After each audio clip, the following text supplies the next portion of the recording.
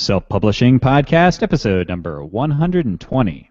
This episode of the Self-Publishing Podcast is brought to you by 99 Designs, the online marketplace that helps you get outstanding book cover designs at an affordable price. Start your custom design today at 99designs.com/SPP and enjoy a free Power Pack upgrade valued at $99.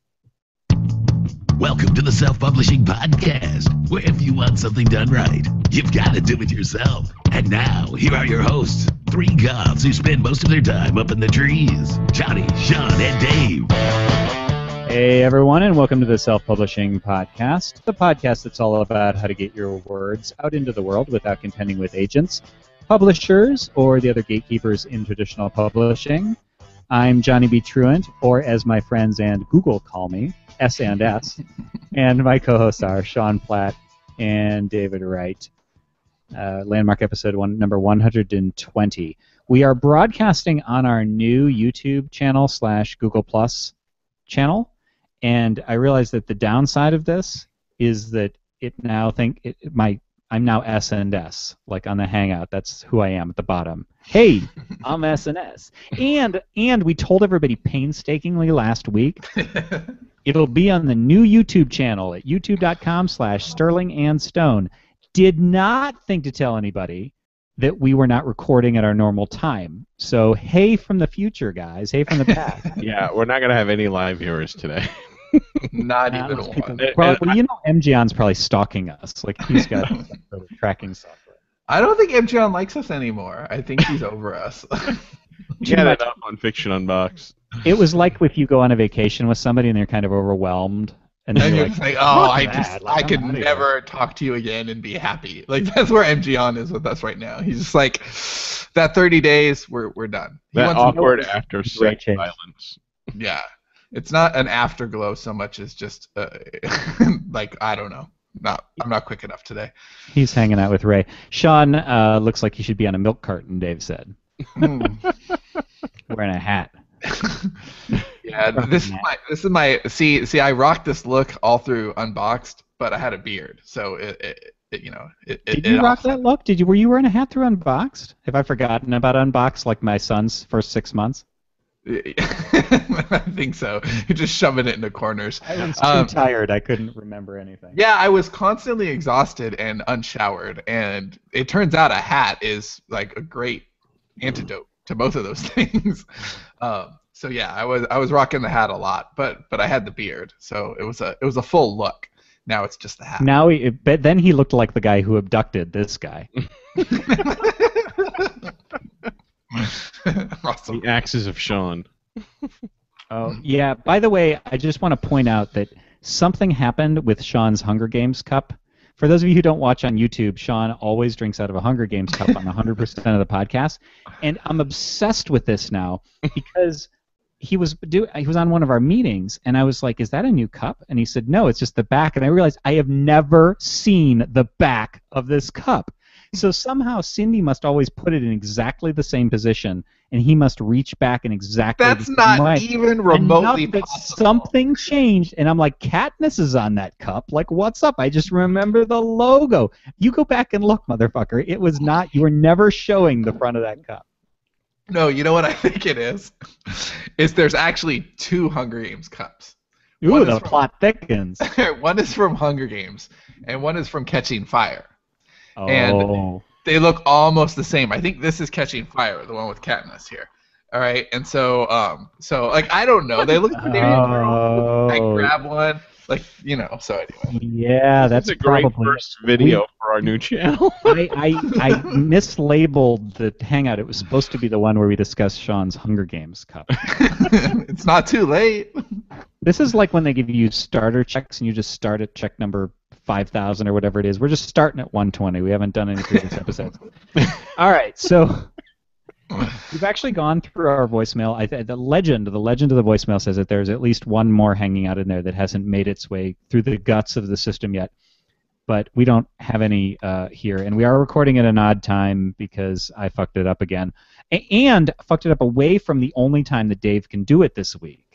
So he's like under protest with his kids around and I stuff. so don't want to be here.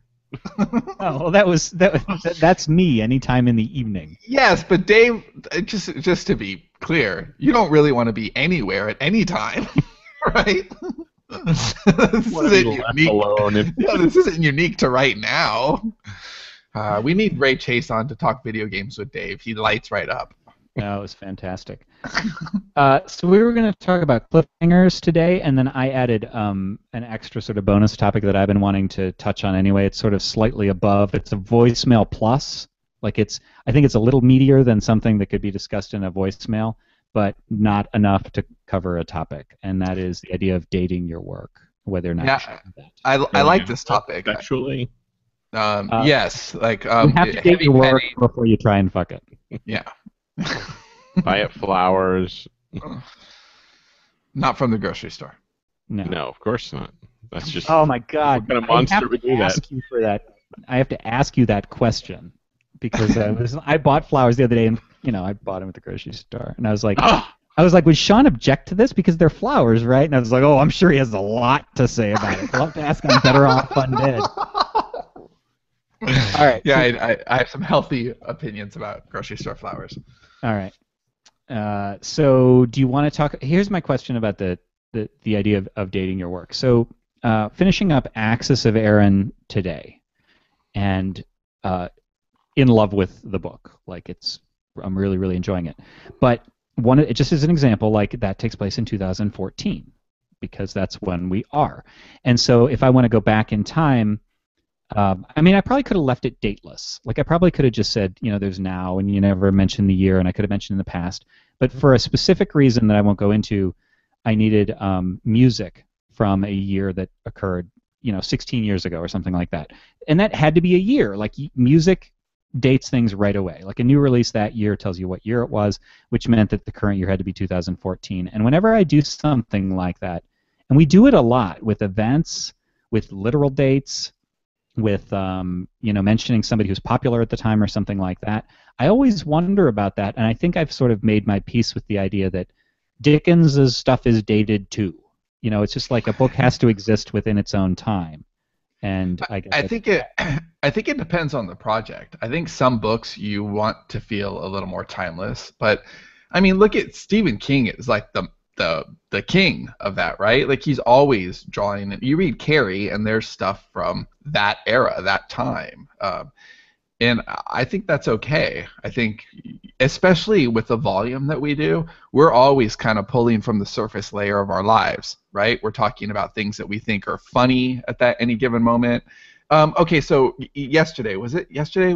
It was yesterday on the Summit Hangout where we were talking about Wellington. Right, that's a Gordon Ramsay reference, and he's gonna be a character that we're talking about for the next Dream Engine, and he's gonna be based on Gordon Ramsay, and he's General Wellington, and that's a contemporary reference. I guess he's not specifically in the book though, so maybe that's different. More like an Easter egg. That's not really a reference because you'd have to know the story behind that character to get that it was a Wellington. Okay, so what do you? How about something like Birdemic in Unicorn Western, where we're not actually talking about Birdemic, but it's clearly Birdemic? Here's the sort of thing I'm talking about.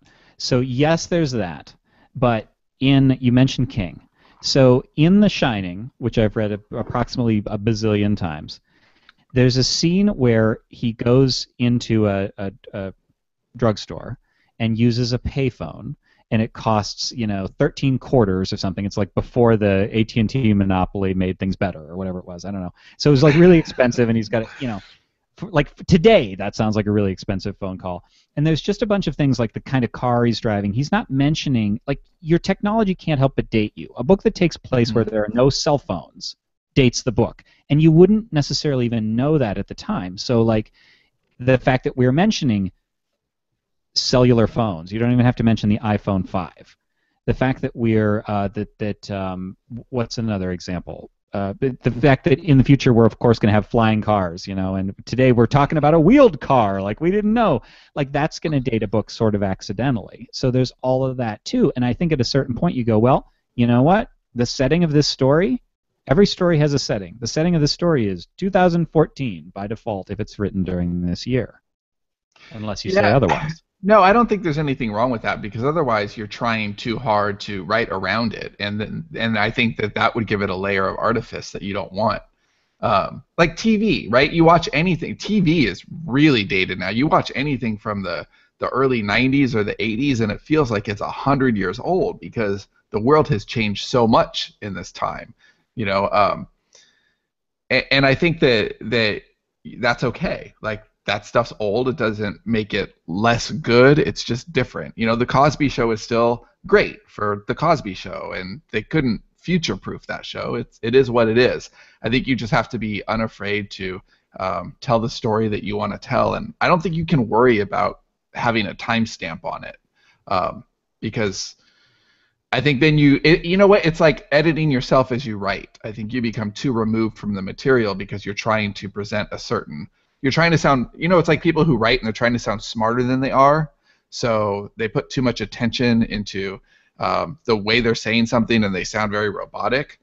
I think it's like that. You just need to write what's natural, and cell phones are natural. Flying cars aren't natural yet. Maybe they will be someday. Cheap phone calls, internet, all of that. It's just a different time. I was just going to ask Dave that, but Dave famously disappeared. I was going to ask how he handles that. What's the worry? Is it? How Do you feel like your opinion? I'm not worried about it. It just occurs to me. The question is, do you worry about do you try to avoid timestamps or dating your work? I do more than Sean. Although there are times where we drop like pop culture references. Sean is infamous for putting like kids shows into our books. And people like will email like, "Oh, I watched that show," and that's cool. And I like that. There's other times there's other times I worry about it. Like if you're writing about something and you're like maybe talking about a Kindle or something, maybe 10 years from now Kindle doesn't exist. Like they're on the next thing, whatever it is.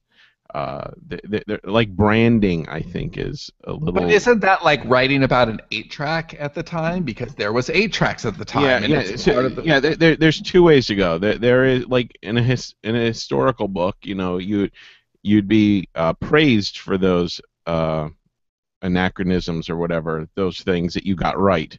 But in a book that you want, especially like a sci-fi book or something that you're kind of putting in the future, if you have these things showing up, they might not. Like there was something.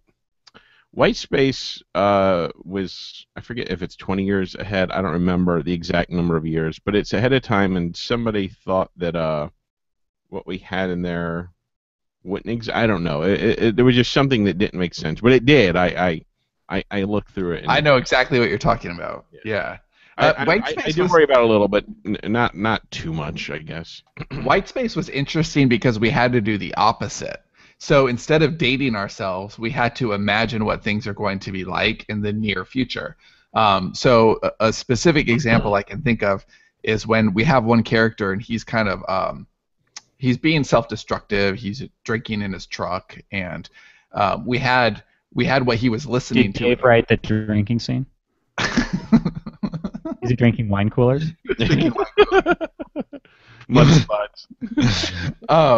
So he's in the car, and there were a couple things we needed to change, like the fact that a key in the ignition was one, and then he was listening to AM radio, and we ended up changing that to some kind of like a podcast thing, satellite something, because that just seemed like much more normal, especially that time in the future. I think that if you do pop culture stuff right, it really bonds a reader to you. But you can't distract. You can't make it all about that, and it has to be a by the way. It fits into the story. You can't draw a lot of attention to it. I remember one time go out of your way to draw attention to it and almost make it. That's like leaning into the cliches and I agree. I agree with that too. There was one that Sean got wrong, and I don't know if I got it out during the final edits or not. he referenced somebody wearing like Bono glasses, and there's no way 20 years from now people are still thinking of Bono like from U2 with those big aviator shades or whatever. I disagree with that. I think if you make something, you still think of Marilyn Monroe dress or like whatever. Like there's something. Bono glasses are iconic. They're bigger than Bono. We They're did bigger some than of this that year. in the Beam. Ben Stone, who is the founder of Evercrunch, which is a company that Quark was a predecessor of Quark. So this is getting kind of into Beam lore. But the idea is that one of our characters bought out another company. And the guy who ran that company, there's a scene where Noah West, who's a iconic in the Beam, goes in and the guy has figurines on his desk from cartoons. And I remember doing that and sort of like, okay, so I want to mention that he's like a geeky collector of cartoon stuff, but it was necessary then to broaden the range since it's a future. The book takes place in the future, to say, okay, well, he needs to go back to classics. So, was it cartoons? Was that what it was, Sean? So he had like I don't remember if this is exactly right, but it was the equivalent of like classic Mickey Mouse. But then listed them. Like I listed them. There's this, there was this, there was this, and then I made up a few at the end. Which the idea was that those were the ones going into the future. And I think that if you do that sort of thing, because I think that pre-guessing is different from dating. It's like Epcot Center has been described as what people thought the future would look like in 1975. Right. And so that sort of thing can look really douchey, but usually when I set a story, I just think, like there's a page at the beginning of the Bialy Pimps that says, this story takes place in 1995. If you think that's a stupid time to set a book, then go fuck yourself. I remember that. That made me laugh out loud. Because it has to be set somewhere, and I almost think that if you say, okay, boom, time is freezing, this book takes place in 2014, whatever, I'm going to populate it with 2014 stuff. And I think referential things that might get lost, like Bono glasses, those are a little harder. But if you're describing the technologies that exist and the political figures, the pop culture of the time, because people are participating in that pop culture, I think that works. Okay, if I say a Farrah Fawcett hairdo, we all know what that is, right? Even though it's 40 years old at this point, 50 years old. Yeah, but if I'm reading a book that is set in the modern day and somebody's using like really old references, I do feel like they're a bit out of touch. I like my authors to either be really intelligent about the time they're writing about, especially like historical stuff, or I like them to be, in touch with what's going on, not writing about stuff that nobody's talking about as if they are.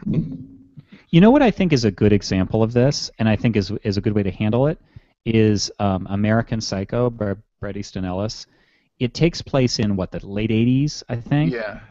And he is so, I mean, all of his books are this way, but I remember this one in particular. It's almost like it's just a reading of a litany of brand labels. I mean, everything is... Well, I think that was intentional, though. It was, but it was intentional for the time, and that's what I'm talking about. That's what I'm talking about leaning into. But yeah, also but it doesn't even... In talking, I think it was like a veiled, well, not so veiled thing on consumerism and stuff like that. But even like the references go beyond the branding. Well, maybe you could make this a case that this is about branding. But remember the scene where he's playing Huey Lewis in the News, and that's such a 80s band, right? But he's playing Huey Lewis in the News, and he's like nodding along with it, and I think that, I mean, that's dating yourself. Not only is he playing Huey Lewis in the News, but he's like, this is as real as shit gets. Like Huey Lewis in the News was boss, right? So I think I just think you have to do what makes sense for the story. Bialy Pimp seems like one that you would have to have those references because it is such a specific time capsule, right? But I was looking back writing that book. So I wrote that book about 95 in 99. So it was all of 4 years. But the point is, like, I had those anchors because those were real times and real events. As a matter of fact, I remember going on and on in one of the early drafts about this something had to occur that somebody had to have an always-on internet connection, right? So, like, if I'd left that in, this long detail about how this guy was an early adopter, blah, blah, blah, but then that would have just seemed so stupid now, because who the fuck has dial-up internet? It's almost like, you protest too much telling me about your always on internet.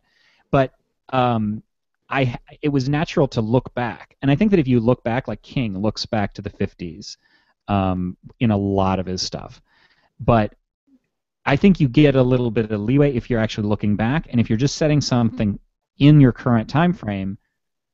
I think the trick in my head anyway is to almost pretend that I am looking back, like I'm deliberately. It's not in 2014 by default. It's almost kind of intentionally in 2014. Like that's when it takes place, motherfucker, as if I'm writing it from 2020. I remember I was a kid, I think maybe 12, I'm gonna guess, and I read some. It was like a kid's horror book, and it was really stupid. But I remember really liking it, and one of the reasons I really liked it was that the kid, the main character, was like running late for dinner.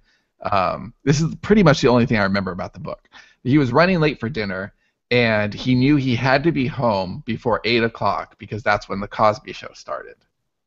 And when I read that, it felt so new to me because I never read anything so contemporary in a book. Like this was a book that I had just bought, and it made me feel like the author lived in the same world that I did, and I liked that. I remember feeling really connected to the story all of a sudden. And again, it's the only thing I remember about the story, but I felt connected because, I go home, I watch the Cosby Show every Thursday at 8 o'clock. Like that's what I do. Well, go ahead. I didn't want to interrupt. No, that's the end of the thought, really. There is one instance where I think it can harm you. And when we were writing for Nevermore, I decided to pick up some, because I hadn't really read any young adult books at the time. Although if I think back, I'd read young adult books when I was younger. You just didn't realize they were young adult probably too, some of the stuff that you read, right? Yeah, I mean, like Every Day by David Levitan is considered a young adult book, and I don't think it has any of the limitations that are usually considered, at least by a person that doesn't typically read it. It's a great book. But I decided to pick up some of the ones that were popular on Amazon at the time. And I remember there was one, I don't remember who it was. I wouldn't say who it was anyway because it's kind of insulting my thoughts on it. But it picks up, you're in the head of the character who's a high school girl, and she's thinking about, as she's walking somewhere, she's thinking about like all the brands of clothes. Like it's talking about her, but everything is like the brands of clothes that like everybody's wearing. And it was so superficial, I like instantly hated it. And I was like, I wonder how many people actually like this. Like, I wonder how many like cool girls like, oh yeah, I like those jeans and those shoes, and they think like. I wonder how many people actually think like that. Am I just that disconnected from the youth? But how was the framing? Was she framed as this is a cool character and this is how cool people think, or was she? Yeah, she was framed as the main character, and just like this is a typical girl. Even not even like she seemed like a typical, not a cool girl. And the thing that really, I didn't read further because I just didn't like it. Maybe it changed more. Maybe, but I thought about it at the time, and I'm thinking about it now with our conversation. Is well, brands change. Or what's cool changes quickly, especially in teen culture. So is this author, by writing this way, is she like screwing herself like 2 years from now? Like when she's mentioning these cool shoes and some very fashionable girl is reading, and she's like, oh, that's lame. And like I wonder if like there's because what's cool right now is not cool 2-3 years from now. See, I would actually answer that with what I was saying before about almost like deliberately setting it in a time, because if it's character based, like if the character is thinking this and people are talking about these brands rather than it coming from the authoritative voice of a narrator, to me that's different. And I suppose that people are gonna, say like, oh, okay, well this takes place at a time I can't relate to, but I mean, what's the alternative? Like you try so hard to make your books sterile so that they can't be interpreted like, right. I think that's a horrible. Too attached. Yeah, that's a terrible solution, because then you're inhibiting your story, and you can't get so wrapped up in self-editing as you go that you're not getting the story out. Now, in an edit, I think that's where you pay attention to stuff like that. When you're just telling the story, like in Dave's example, maybe it makes sense for that to be a rough draft thing where the character's thinking about this and all the brands, because it helps the author to really get in that character's head. And then maybe on the edit, it's, well, there's a little too much of this. Let me clean this up. Maybe a couple of references are good. I don't need to go on for half a page. It could just be a sentence. So the idea that you're still just getting it out is there. But I think that's the danger. I think there's a bigger danger in limiting your voice than there is in dating your work.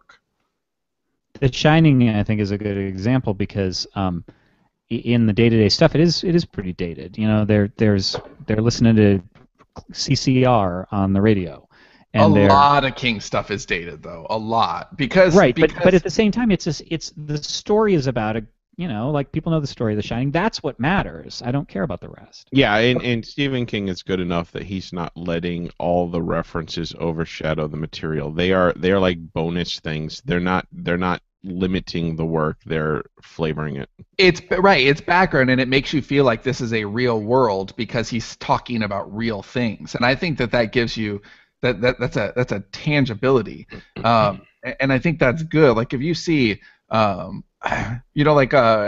Thomas Anderson, right, with Boogie Nights. Have you seen Boogie Nights? Yeah.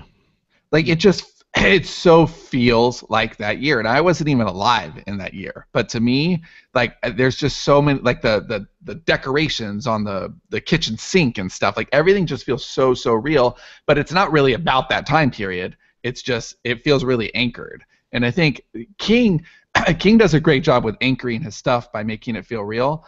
But I also think that he has a little in common with us, that we write a lot, right? And I think when you write a lot, you are more likely to draw on those everyday things.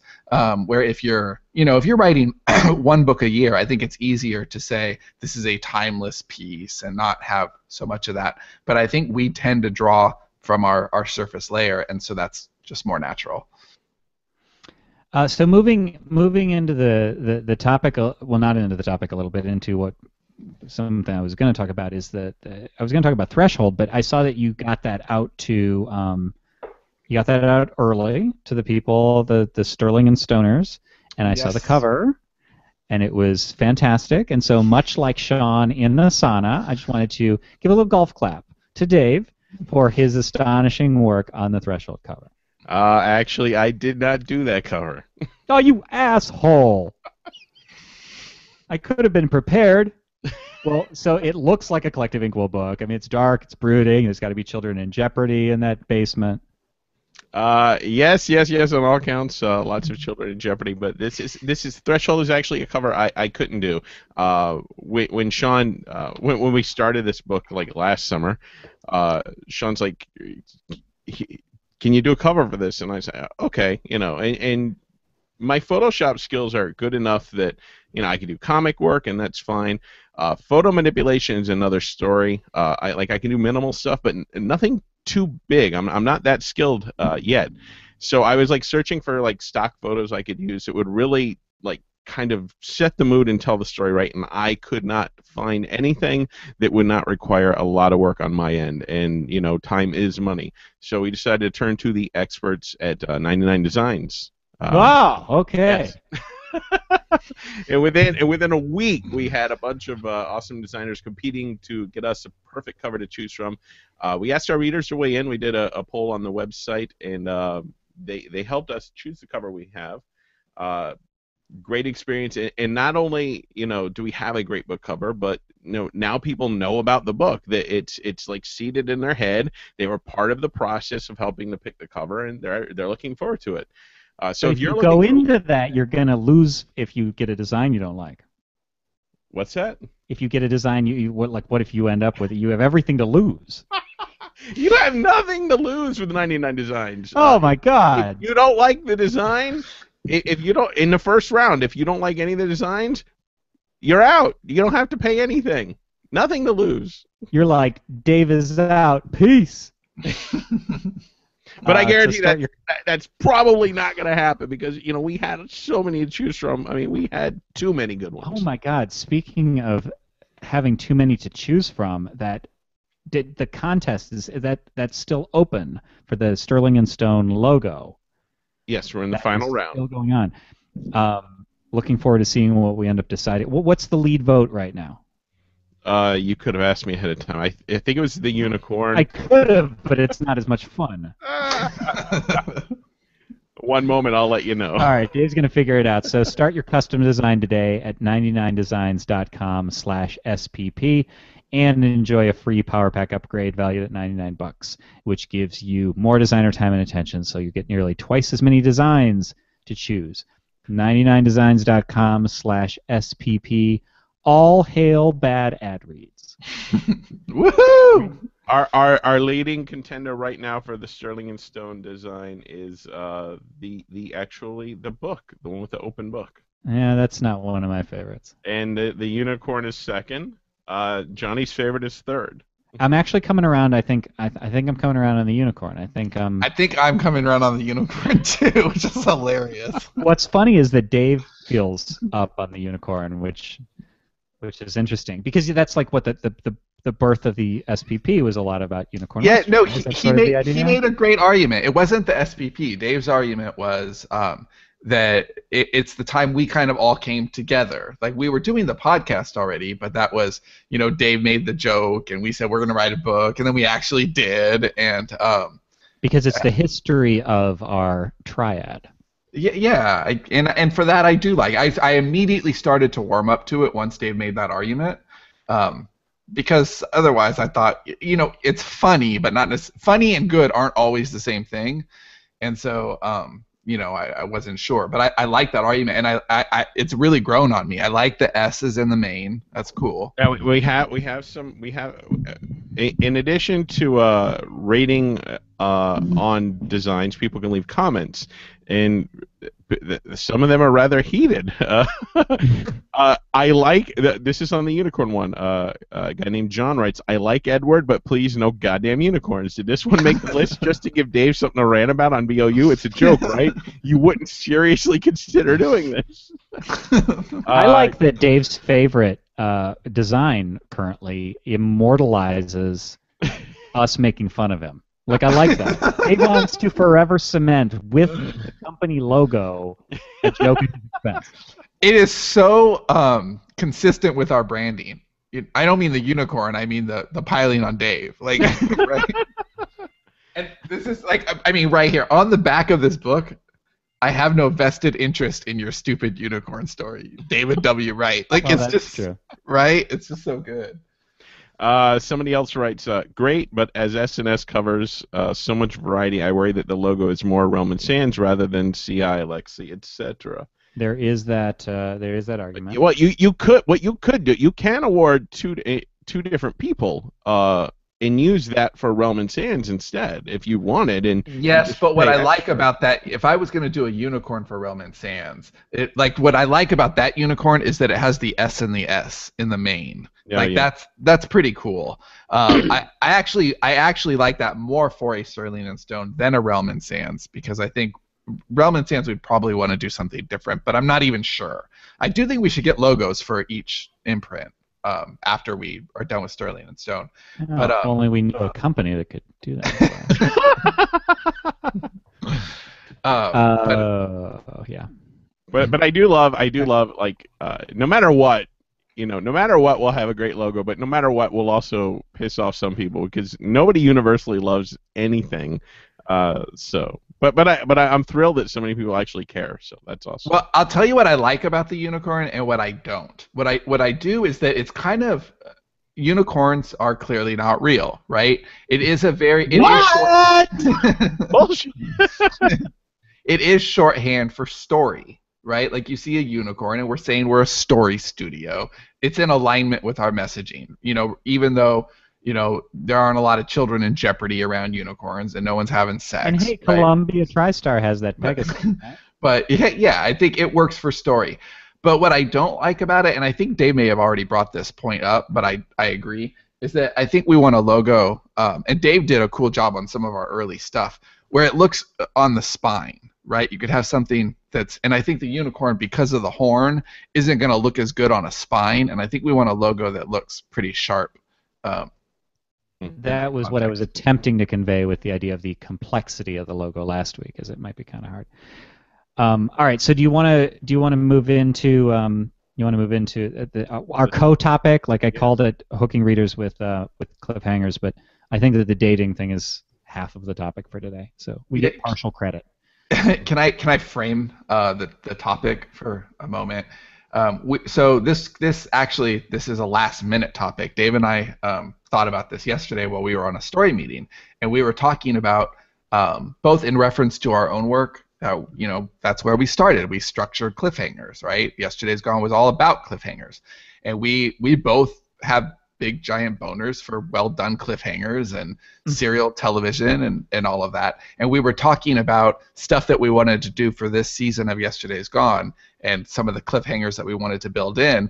But naturally, as a lot of our story sessions tend to be, we're just talking about lots of other stuff. And we started talking about our favorite cliffhangers. And I asked him about Dexter because I watched the season finale of season 7 last night. So we were talking about that and just the best cliffhangers of all time. And it was an enjoyable discussion. And we thought, you know what, this would make a really good topic, because I think that cliffhangers are a great way to hook readers, but I also think it's really easy to get them wrong. And if you do a crappy cliffhanger, you're really, really doing a disservice to your book and to your reader and to your career and all of that. So you want to understand, and Dave gave some great examples that he can repeat now, of bad cliffhangers, like doing them poorly. And you really want to avoid that, because it's better to not have any cliffhanger than a bad one that makes you look stupid.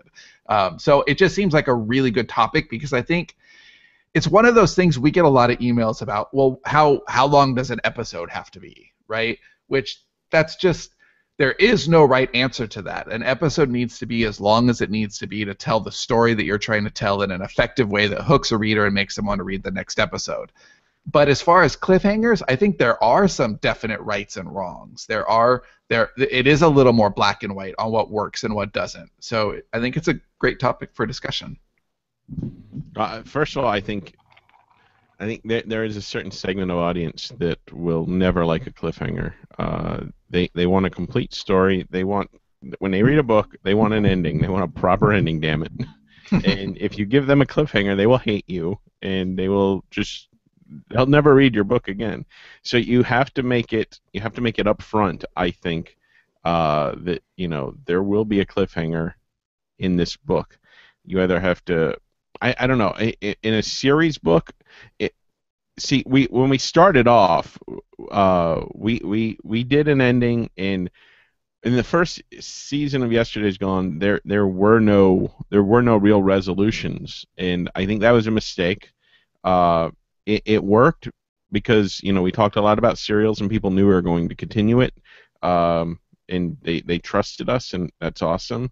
But I think that if we're doing something now, we do have a cliffhanger, but we try to resolve like stories within the season.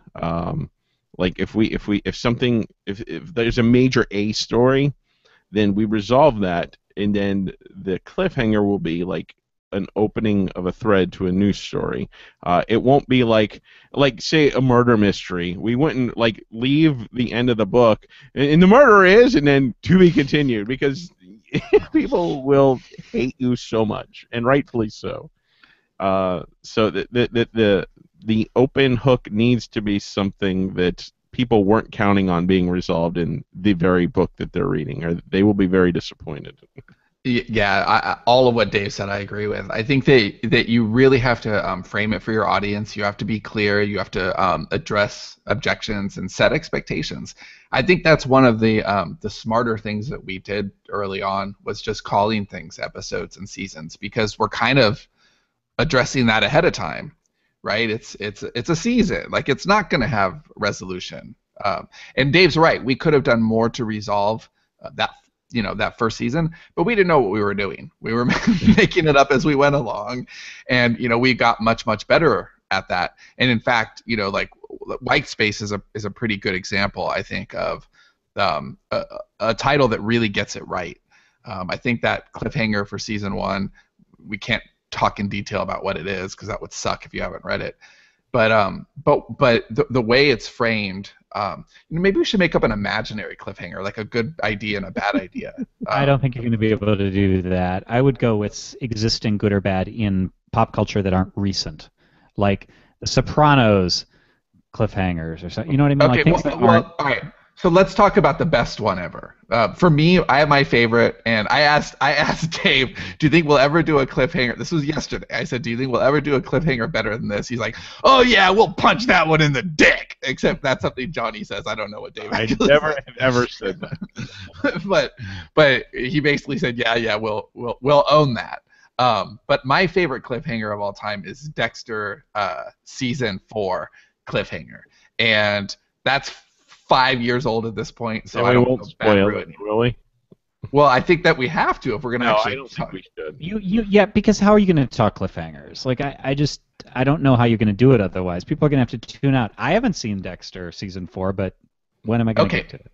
Okay, so spoiler alert. If you have not seen Dexter Season 4, for the next 5 minutes, we are going to discuss Dexter Season 4. 5 I don't minutes, know. Sean minutes, or 5 Okay, minutes? all right, I'm actually going to start a timer to make sure people are safe to come back in 5 minutes. Okay, so right. I think it's important because we do need something to talk about, right? Okay. So the Season 4 cliffhanger, to set this up, John Lithgow is the serial killer in that season. And there's this whole cat and mouse thing that's very well done. Serial killer. Dexter is also a serial killer. Right, Dexter's a serial killer, but he's a good serial killer. He only kills bad guys, right? And right. So John Lithgow like Dave. Yes. So John Lithgow is a serial killer who just kills anybody. And there's a whole cat and mouse thing all season, like there is every season, and it's very well done. But at the very end, Dexter finally gets his man, and he kills John Lithgow, and the season is over. But then he goes home, and his wife is in he's killed the bad guy has killed Dexter's wife, and all of his murders were all done. They're made to look like suicides, where the woman kills herself in a bathtub, and so Dexter walks in, and there's just blood everywhere, and the tub is overflowing with blood, and it's like the serial killer got the last laugh, and it fundamentally changes the show. And I think that's why it's such a strong cliffhanger, because you can't go back from that. Like it was such a decisive thing to do. Like there's no way you can undo that. Like Rita is dead. The show, and he just had a child with this woman, so the infant is there. And Dave, talk about that for a second. Well, the thing that Sean isn't touching on is that for the 3 seasons prior, or 4 if you include this, Dexter has been becoming slowly more normalized, and he's starting to dream that he can have a normal life. And the Lithgow character was actually a family man who did have a normal life, and Dexter, that's why he didn't kill this guy right away, because he wanted to learn from him how he's able to have a normal life while also being a murderer. But then, once he realizes that this man is just a monster at home as well, and he's torturing his family in other ways, he decides, he can't just let this guy live. But there was a moment of mercy where he did let him go. And had he not done that, had he stuck to his internal code that he's followed during the show, he would have killed the guy, and then his wife would have never. So basically, Dexter's own humanity came back to haunt him and ended up killing his wife, which is like an ironic sort of twisty cliffhanger, which worked perfectly for the show. Right. It's such a beautiful cliffhanger because it works on every level. I think it's easy enough to come up with something shocking, right? But that's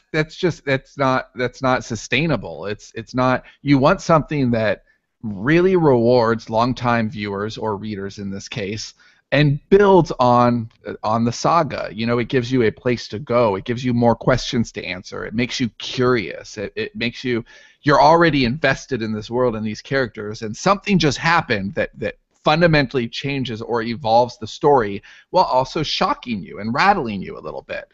And I think that that's such a fine example of that. Because Dexter's whole thing was he was born in blood. Dexter is who Dexter is because he watched his mother murdered and butchered. She was murdered and dismembered in front of him when he was 3 years old. And so that he was baptized in blood, I think is what he always says. And it's, you know, history repeating itself, you know, with his young child Harrison. And so when you're writing your cliffhanger for your story, you don't want to just think, how can I really shock people? Because that's so not the point of a cliffhanger, and yet it's the I think it's the easiest place for people to go because they think that's what people want on a cliffhanger. And Dave was giving some great examples. I think we can be done with Dexter. Was that 5 minutes? Yeah. It's not. It's you're under 5. So let's move on. So I think Dave was giving some really great examples yesterday about the way they used to do cliffhangers that were pretty funny. So these are bad cliffhangers, Dave.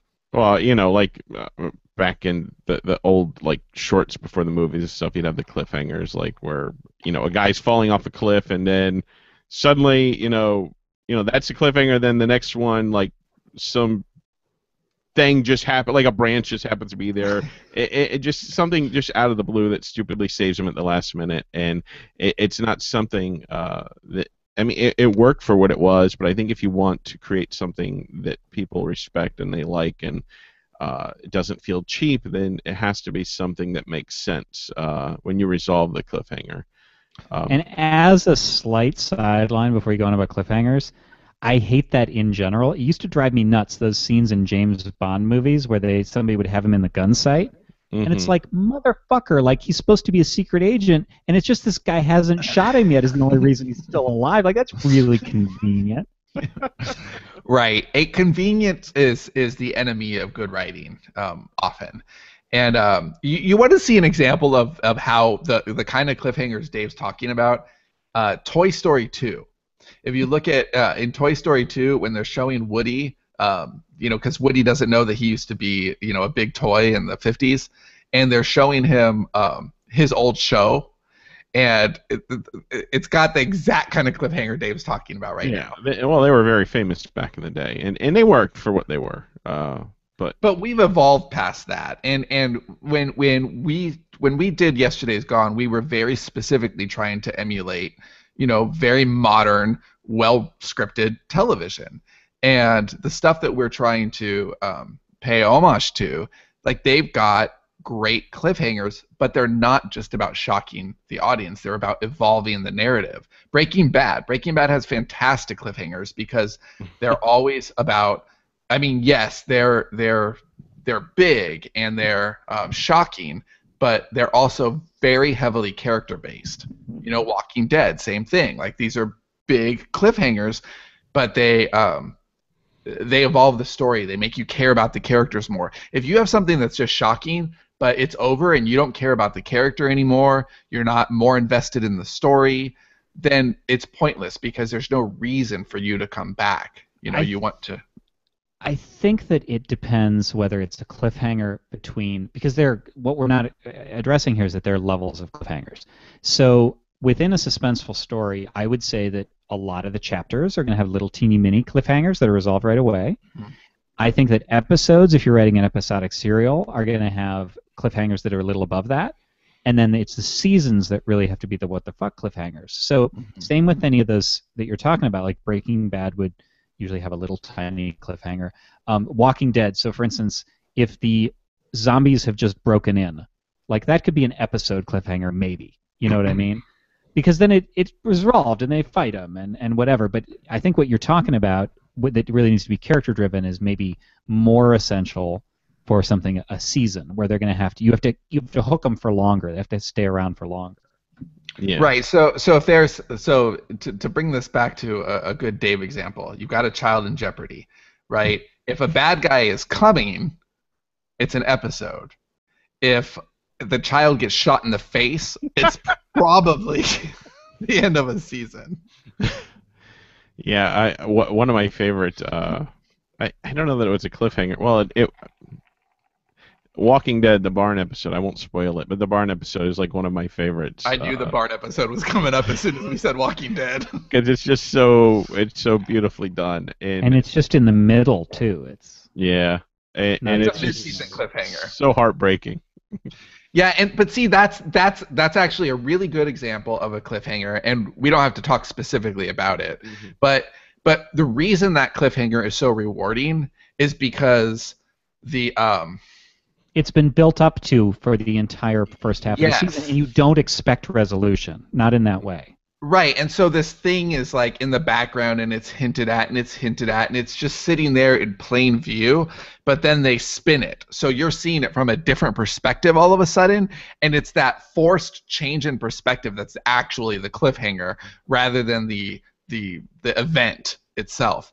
And that's hard to do, but you know what? Writing's not always easy, right?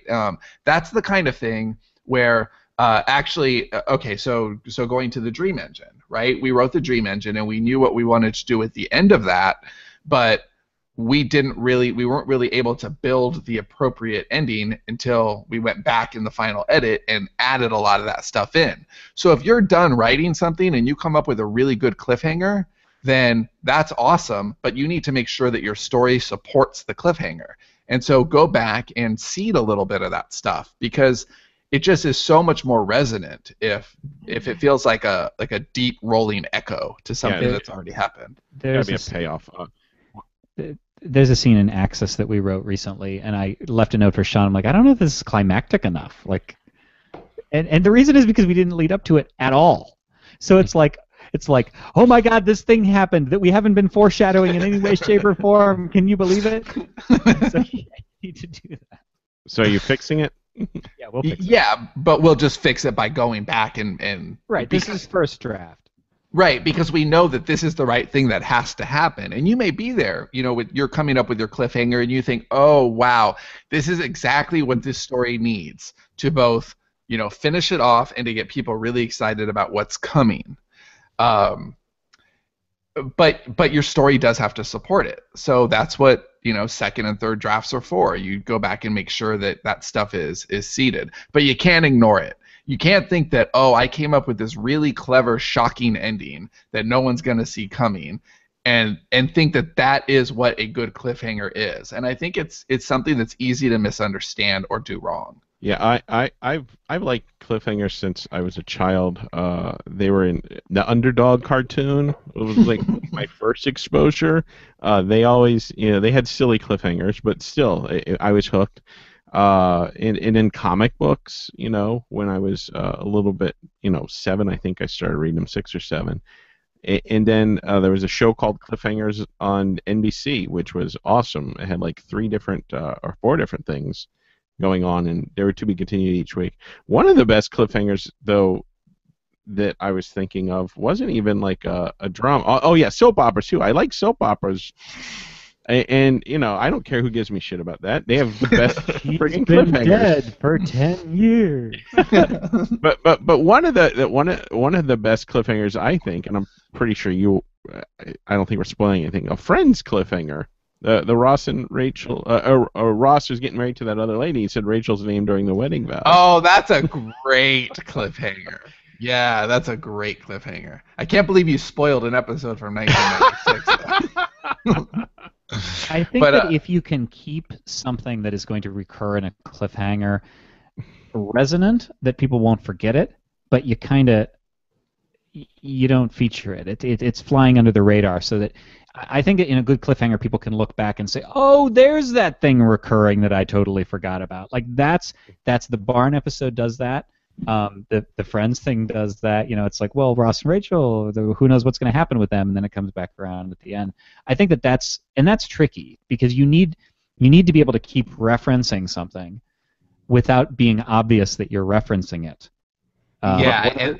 And that is hard. The end of White Space I think it is my favorite cliffhanger, my favorite CI cliffhanger. I know Dave's very fond of Yesterday's Gone Season 2, which I am also. Like, it's awesome. No, I think White Space is better. But White Space just has a killer cliffhanger. And what's good about it is it feels really, really out of left field, but it's just totally not. Like, it's the clues are there. Like, and that's what you want from a cliffhanger. You really want it to make sense. Which we were talking about the Dexter season 7 cliffhanger, which I just saw last night. I'm not going back to. But Dave's problem with it is that he doesn't think it makes sense. He doesn't think that it somehow decays. It erodes the character too much. No, Well, yeah, not the cliffhanger we said was a good one. One that happened after that. Yeah. Yeah, 3 seasons Which- later. Yeah, and that was it's bad because it doesn't respect the characters enough. I don't think, and it makes you dislike one of the characters. And I think that it's plausible, yes, but it's also it's so it feels like a thing of convenience rather than being honest with the characters. Yeah, if you ever do watch Dexter, stop at the season 4 finale and just know that that's its peak. Like that's as good as it gets. Just walk away, because otherwise you're going to be like me, where you feel like you have this need to complete it, and it's so unrewarding. This is so unrewarding. Don't do it. Stop at the end of season 4. You'll be a happier person. One of my favorite cliffhangers was a Battlestar Galactica one, and it's not really giving anything away. But when Rosalind was aboard the Cylon, the Queen ship or whatever, and then at the end the Queen, I forget what she was called. If she was a queen, when she woke and said jump, and then. Oh yeah. I was just like when I was watching that, I was like, oh my. Have to see the next one now. Wait, Yeah, what was that show had what was great what cliffhangers. was the context there? Because what I just have to understand this. So I remember the way that they were jumping and stuff, but what was the cliffhanger about that? She had gone aboard. I don't remember all of the details. She had gone aboard the ship. They were trying to work out some truce. It was the one right before the Hub episode. I can't remember the exact details, but she basically went aboard the ship like she was trying to broker some sort of peace thing going on, and nobody thought it was like a really good idea for her to go there. Nobody really trusted what the Cylons were going to do, and they basically took off with her, and it was just like, what? I think that storytellers should study Battlestar Galactica. Like I think the storytelling in that was just so amazing. I would watch that again. I would watch started every to. episode I ran of out that of again. time. It was hard. Yeah, it does everything right. It gets characters right. It gets narrative right. It gets cliffhangers right. It also gets world building. It's just really well done. So it's not all. You know I'm what trying to Battlestar Galactica got right about their world, and this isn't cliffhangery, but I also feel this way about the first Alien movie, is they didn't go over the top. Yeah, it's exactly what I was it's in the gonna say. future. It's like things are a little things are dirty. They didn't throw the baby out with the bathwater and say, well, nothing from like they use paper. The people wear glasses. Like that's the sort of thing that most Receivers sci-fi on would be phones. If they need to call somebody down in another floor, they picked up a phone. Well, that's because they're on right. Well, It's a plot thing. the captain was trying to avoid the technology, so their ship wasn't compromised. But it made it feel lived in. Like that's the. Yeah, I tried to get my wife to watch that show because she doesn't like space stuff at all. I'm like, this is so not that. It's not space. Yeah, I'm wondering if I could get Robin to watch it with me. Probably. It's more of a about political people. show. Yeah, I think Cindy wasn't into it like the first maybe episode and the idea of it. I think she just went along with it because I wanted to watch it. But I think by a couple episodes in, she was like, "This is awesome." I think the end of the first episode is going to turn Robin off right away. Well, it's pretty it's pretty devastating. Yeah. That made me want to watch more. Right. No, that was think about it. Those children weren't in jeopardy. They were just wiped away. I think that I don't know. Well, we're rambling, but let me pull this back a little bit because the other thing to keep in mind about cliffhangers, I think, is when to use them in what way. So when you said the dream engine, I actually thought you were going to tell this story. So the people in Fiction Unboxed saw this happen toward the end, getting closer to the end. We know where we're going. We've known where we're going all along, and then. I think it was the day before I was going to write the final scene. It was the day before. And I said, hey, Sean, you have to meet with me right now. Because the ending that we've picked is a serial ending. And people are going to get to the end and they're going to go, that's it? Like it just ends? Because basically the way that in a serial you get much more leeway to not close major plot lines. Like you have to close some boxes, you open new ones, but you kind of get permission to just kind of stop in the middle to some extent. Obviously with qualifications. And that's kind of where this was going to go. Like, narrative moves forward, moves forward, moves forward. Oh, it's stopping right here. And it was one of those things that flipped the world upside down, but there was no conclusion to the major story of the book. And because it was it was a series book, not a serial. Huge it difference. Needed to have a satisfying conclusion, and then once it was concluded, open a new wound for people who wanted to. And actually, there are actually 2 cliffhangers in the end of that book. We added one. So there's 2 cliffhangers that are small wounds to the next book, but we had to, and this is what was so hard, it took us hours. We had to figure out how to close, and we had to invent some shit because we didn't have anything to close. So we had to like go back and say, okay, we got to go back and open something so that we can close it. And because you can't just stop dead if you're doing a series book rather than a serial. We do have a couple of comments here. Missy Morgan says, I don't mind cliffhangers if I know I can get the next episode or book straight after I'm finished. LOL, a day is just way too long. That is one of my concerns with serials. I mean, especially if you can't get to one in a day or like a year. Yeah, I'm watching True Blood right now, the final season, and it's making me do that thing where, well, I'm only going to watch one, and I watch it, and I'm like, God damn it, and then I start watching. Like, I don't even have time. I got to go to bed. Is it I didn't watch last season. Is it redeeming last season? I've heard it's even worse. Well, I haven't gotten a ton into it. They're closing a lot of stuff. They're closing a lot of loops, but it may be too convenient. I don't know yet. I'm only like 3 or 4 episodes in. I kind of lost interest in True Blood a couple seasons ago. Yeah, well, there were a few seasons that were kind of shitty. Jesse Haynes says, LOL, I actually quit watching Dexter before season 5, all downhill from there. Today Wilcox asks, any Game of Thrones favorites? Yes, but we can't really spoil anything because Johnny hasn't seen it. Oh my God, they have the best cliffhangers. They own cliffhangers. They do. Yeah. Oh man, I want to talk about There's another show that I'm never going to be able to watch because I have to watch it on my own. Yeah. Just say the second to last episode of the first season is probably the best cliffhanger ever in television. Yeah, it's really good. There's one in season 3 that is probably in my top 3 maybe. It's so good. It's so good. But again, it's always character based. Yes. It's always character based. It's always layered. It's always answering a question that you may have even forgotten has been asked, but it's actually been asked many times. And that's it. You really want to make the story rich. And I think that Dave is totally right. Like, that is a worry with episodic stuff. People, Missy just said it. A day's too long. And I think it's going to be really interesting to see what happens when, we're going to be able to close our Yesterday's Gone box and our Available Darkness box soon.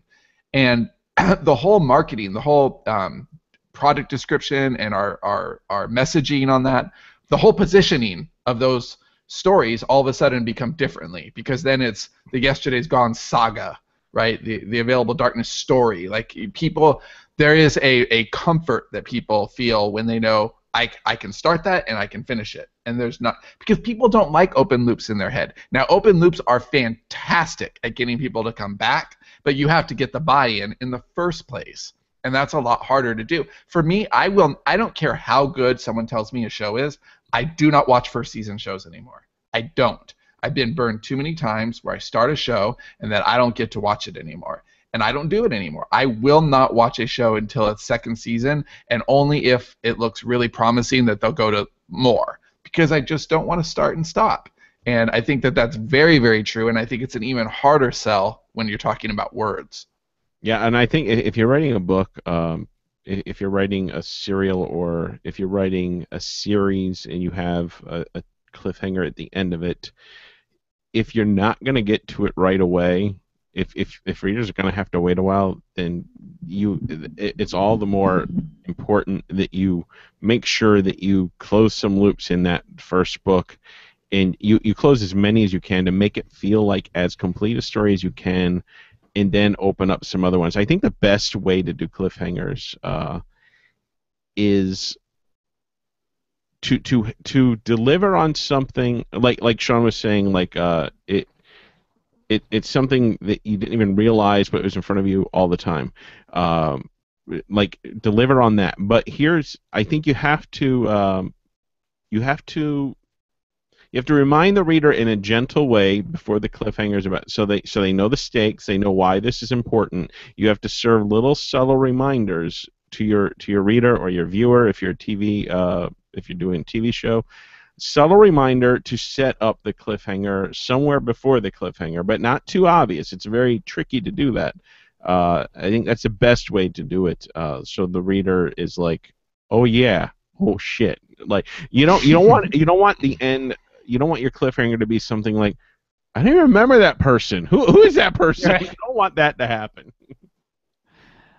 Everybody remembered who Bobby Ewing was when he stepped out of the shower. So do you feel we're through this topic? Yeah. Plus, I wish we could have transcribed this show. How could we? There is no way to transcribe shows. There's nothing that can be done, unfortunately. Nothing. Okay, well, so we'll see you next week then. Oh no, you can use Caption Access. Who? CaptionAccess.com. Yes, and use the free Power Pack upgrade. Wait, they don't have one of those, but if you let them know, they'll give you third off your first order if you mention us, Self-Publishing Podcast, at CaptionAccess.com. They handle captioning, live, what do you call those things? Subtitles, all sorts of things. Let's hope that our bad ad reads work as well for Caption Access as for 99 Designs. I'm thinking they do because, hey. They must. Be working for them. They must. So I guess we'll finish up. I just want to. I saw a few new iTunes reviews. Thank you for that. I would just repeat that if you guys like the show, awesome. I really use those now. Because, especially because what really pisses me off is that the one that shows up as most helpful now is a 1-star that says terrible, and I'm like, people go by default Self-Publishing Podcast, terrible 1-star, awesome, really happy about that. But anyway, so if you enjoy the show and want to leave us a review, that would be fantastic. Yeah, reviews are always helpful. But I do want to clear the decks on comments, which we have some. So that was a false ending. That was a false cliffhanger that we're going to do there. So, do you have any? Are there any comments? No. No. Dun dun dun. It's almost as if I was prompted to ask that question, and then had nothing to deliver on for it. Yeah. Oh, yeah. We have a very good. Oh, okay. Yeah, we got to read this one. Okay. All right. Here we go. I think you're supposed to start the music when he says What that. What the hell are you doing there? This is not what I was prompted for. Hold on. This is worse than an ad read. Oh my god. Oh wow. All right. You think we were shelling for someone now? Hey Dave. You say, here's what we'll do.